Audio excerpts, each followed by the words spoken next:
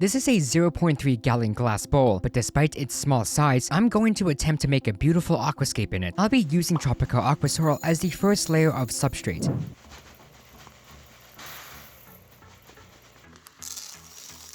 And as for the hardscape, I've got small pieces of dragonstone. Now this is my first time ever aquascaping in a bowl. It was pretty tricky to get the hardscape to look good from all angles, but after messing around a little bit, I was able to get something that I was satisfied with.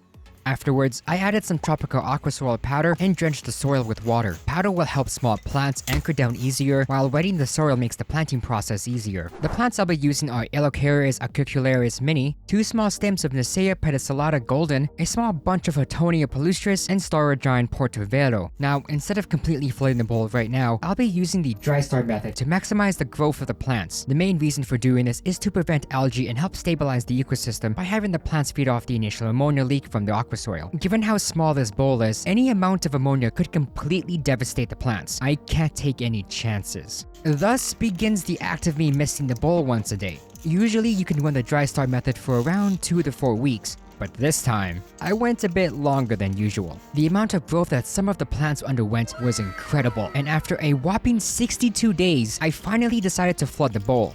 Things were looking pretty good until horrendous algae started to appear. Is to prevent algae and help stabilize the ecosystem.